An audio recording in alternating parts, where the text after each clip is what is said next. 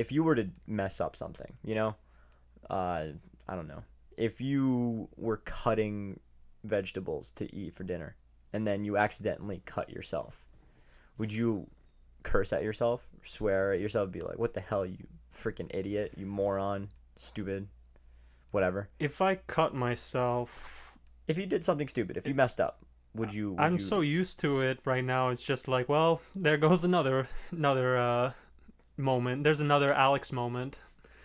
you see, but that's derived from the same thing, right? Yeah, like whenever this is a half joke. This is like an inside joke, but I don't know if I've ever done it with you, but like I'll watch a tennis match, right, and someone will make like a horrible like mistake and they'll miss the shot by like 10 feet, and I'll be like, yep, that's Alex tennis right there. Oh my god. That is perfect Alex tennis. He's doing it right.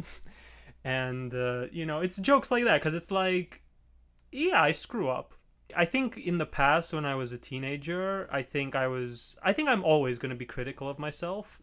But in the past, if I ever made even the slightest mistake, I'm constantly talking down to myself and saying, Alex, come on, man. You need to do better than this. You can do better than this. I believe in you. And then there's like that evil demon who's saying, no, Alex, you suck because you mess everything up. And it's just like, okay, well, I'm going to prove that guy wrong. And usually I do. Not in the glorious fashion I always dreamed I could, but I usually come out on top in the end. And sometimes I don't. Sometimes I mess up, and I mess up even when I try again, and it sucks. And but do I talk down to myself? I think the stages are usually accepting that what happened has happened, and I'm just like, well, this sucks.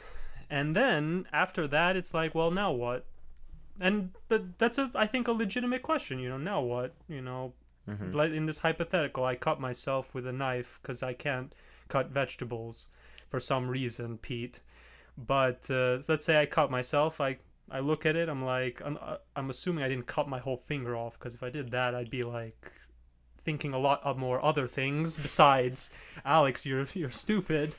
But if I cut myself, I'd be like, well, ow, that hurt. And then I just like get it washed, get a band-aid, and keep cutting. Because it's like, what else am I supposed to do? Am I supposed to like get a like flogging whip and just start like repenting for what I did? I could, but why bother? Move on. Yeah. A lot of people, if they were in that situation, they would be, you know, cursing at themselves. They'd be like, "What the hell, you fucking moron," you know, so stuff like that. So for me personally, I used to be really bad with that. I think that there's a lot of aspects to self-love that we can cover, but one of the really important ones is forgiving yourself. When you mess up, when you do something that's suboptimal to your standards or to anyone else's standards that you're trying to do something for them, forgive yourself. Be able to tell yourself it's okay. I'm going to be okay. Everything's going to be okay. Just don't worry. I really didn't know how to forgive myself for a lot of stuff in general until lately. Even I mean, everyone has done bad things that they're not proud of. I'm certainly no different. No one And has lived a yeah, perfect yeah, life. exactly. So just being able to look at those bad things that I've done in the past and say, okay, let's move on. I'm not perfect, You but shouldn't I learned forget. from them. You shouldn't forget your mistakes either, though. Yeah, well, that's, of course, that's a given. I definitely try not to forget them, so I learn from them. I'd rather learn from an experience, a bad experience, albeit, but an experience nonetheless. I want to learn as much as I can to make sure I don't mess up in the same way again, and also make myself a better person because of it. So, It's a yeah, noble step one. goal. Step one, if you mess up, forgive yourself. You know?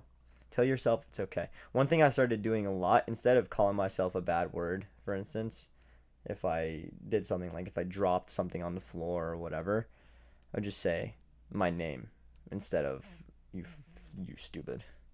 You know? That's funny because I did something similar. Not like within the last year or two, I started doing something similar. So in the past, when I used to play tennis with my friends and I make a bad mistake, I'm like, "Ah, that's such a bad shot."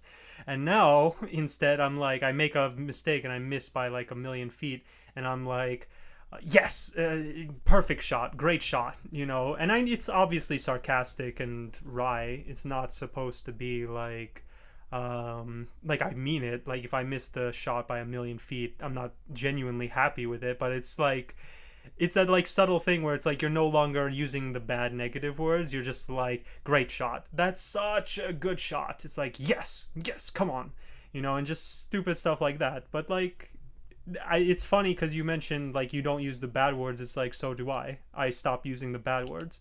That doesn't mean I'm not criticizing myself. It doesn't mean I'm not dying on the inside every time I miss a forehand, but But that's a little superficial, Like if you're being sarcastic with the way that you do it, then I feel like it's almost just as bad as saying bad words. I mean, yeah, but Because you don't actually mean it when you're saying yes, You're sarcastically saying yes because you know that you messed up. Yeah, but it's in a joking manner. It's not in a like I said, in the past I used to be super critical. So when I got angry, I was legitimately angry. Whereas now, if I mess up, it's like, great. Oh, shoot. It's very mild in comparison because like who cares, But does your subconscious mind really know that you're joking? Yeah. For tennis nowadays, yeah. I don't get angry for missing.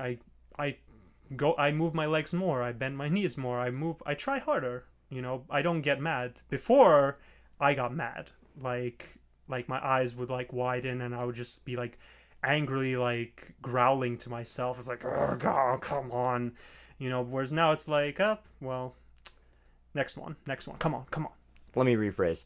Your conscious mind is aware that you are joking. Yes. But your subconscious mind is always watching, just taking information in and building a schema of what you're seeing in life.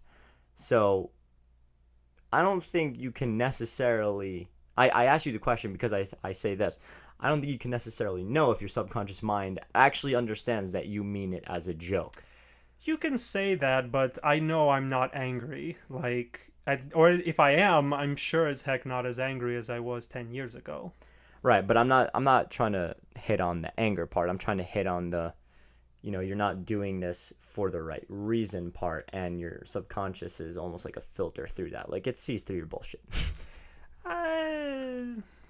How else do you improve unless you acknowledge you messed up? Of course, you got to acknowledge first of all. I'm not holding it against me. Like I'm not keeping a log of every single time I missed the forehand. You know what I'm saying? Like I've messed up. I probably messed up today. I'm not like writing this stuff down. It's like, Alex, you stupid idiot. You messed up 5 times today. You messed up 10 times yesterday. You messed up 1,000 times this week. I'm not doing that. I know. I mean, obviously, you're not going to keep track of every single time you mess up. I think that's way more negative than anyone could ever imagine. I could do it. Don't challenge me, Pete. I challenge you right now, actually. To keep track of every mistake. Yeah. Then I just never make a mistake again. Problem solved. Boom. Boom. That is definitely not stay positive. No. What I was going to say is, I feel like you can totally find a way to be nicer to yourself. In general, if you're, like I said, if you're doing something sarcastically, it means you don't actually mean it. So if you're saying nice words to yourself but don't actually mean them, then first of all, the fact that they have no meaning alone is an indication of a sort of bad thing, right? But also, if knowing yourself, like let's assume subconscious and conscious are totally differentiated right now. Your conscious mind knows you're joking and knows there's a distinction. Your subconscious mind may not, but also remember, it's always watching. So you don't necessarily know if this thing is sticking as a part of you still. But when we go back to you stop calling yourself an idiot, and now instead you say you just refer to your name. Yeah, I just say like if I dropped a bowl on the floor, which actually this happened to me. Why would you drop a bowl on the floor, Pete? It was a ceramic bowl. I dropped it. It slipped out of my hand. I'm not trying to say I'm perfect, by the way, because that's definitely how this kind of sounds. When did we ever say we were perfect, Pete? No, I know. That's just how it comes off. But I definitely want to stress the point that, I accept if I screw up, of course. Accountability is important when you're forgiving yourself. I think that's extremely important. Yeah. Because I feel like some people might ask for forgiveness without acknowledging they need to forgive themselves first. which I think is So true. messed up. So true. Especially if you've hurt someone else. That's the worst, because personally I have a really guilty conscience, so if I even slightly inconvenience someone through my actions, I'm just like, oh my god. Oh yeah, I know what have you. what have I done? Well, I mean, it's just the fact that if you were 5 minutes late to something, you'd be like, I'm so terribly sorry. Yeah, And I'm being- just gonna say, dude, I'm usually 5 minutes late anyway, so people just get used to it. okay, 6 minutes late. But then that's crossing the line. You know, that's what I'm saying. That's you, but we love you for it.